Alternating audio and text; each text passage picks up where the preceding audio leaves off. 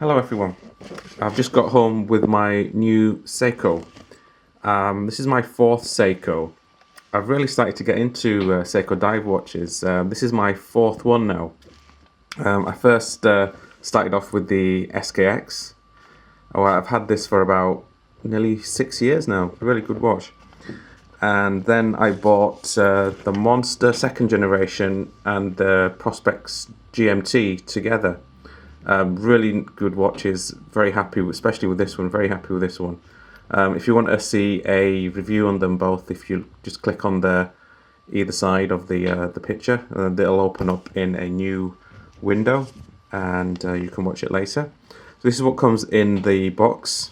So you've got your guarantee,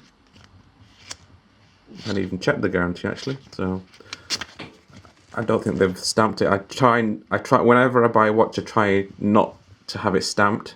So if I come to sell it, I can then have it re-stamped, and then it'll come with a full warranty. That's the manual.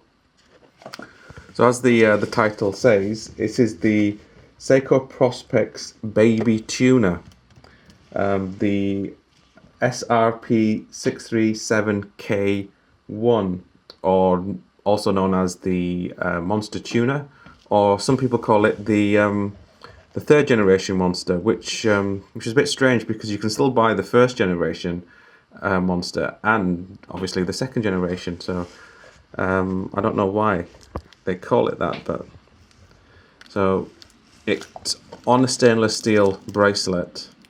I always buy a watch on a bracelet, even though I never use them. I'll change this to probably either a rubber or a leather strap. I prefer to have a rubber or leather strap. They're more comfortable than these. It's very heavy. The watch weighs 200 grams, so it is quite a substantial watch, and you can feel it. So if you compare them together, that is a really heavier watch. I will do a comparison between the two and post a video later, or at the end of this video, or even beforehand. And so let me give some specifications. It is 47 millimeters in diameter. That excludes the crown. It's 50 millimeters from lung to lung, so it is quite a big watch, but it wears really short because the lungs are really short, so it doesn't feel too big on the wrist.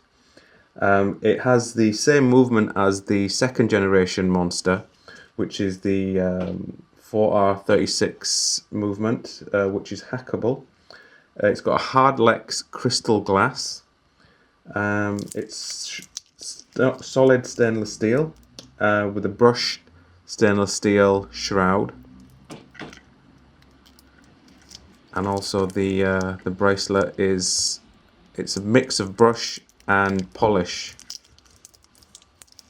and it comes on a double locking deployant, stamped. One of the things I don't like when they are quite cheaply made, but then again, the watch is only £325, which is about just under $500. So for value for money, it is really good. It's got a uni-directional bezel, really tight at the moment. I had the same problem with the other ones, but they do loosen up. That is quite stiff. Now the good thing about this one is it's got quite smooth edges. Now with the Monster second generation, I did have problems with, they're very sharp at the end and they kept nicking my fingers. But I do like it. I will do a full review. I'll wear it for a few days. I'll change the bracelet, and then I will continue the video after a few days and tell you what I think when I'm wearing it. So I've been wearing it now for 4 days, and it's running really well. It's gaining about 4 seconds a day, which I think a watch at this price point is fantastic. I've put it on this brown ammo strap, which I think goes really well with the lume marks on it.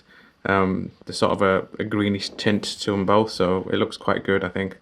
And speaking of lume, the Seikos have absolutely fantastic lume. This one is no exception. It glows really bright initially, and then sort of fades down to a nice soft color. It's sort of a bluey green tint to it.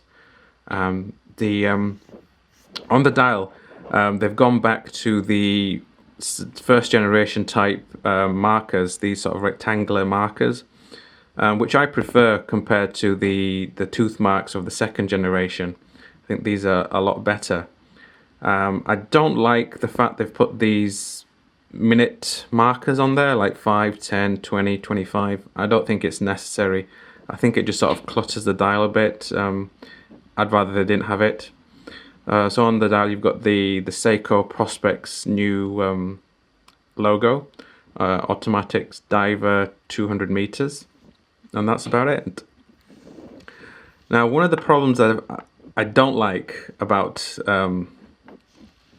the crown is really, it feels loose. So I don't know if there's a problem with this watch, but it doesn't feel like, see, while I'm turning, the click of it is just not there. You see, look at this, see? It's sort of hesitating when it's coming round. And also when you're screwing it in and screwing it out, it can be a bit difficult. So I'm gonna have to check on that. I don't know if it's this watch or if they're all like this. I've not had this problem with the other Seikos that I've got. So it could be just an issue with this one. But yeah, it's a bit of a pain, is that. And when you're unscrewing it, it just feels like, see there, it's sort of unscrewed, and then it feels like there's something holding it there, holding it back. So, but it moves quite smoothly when you're setting the time.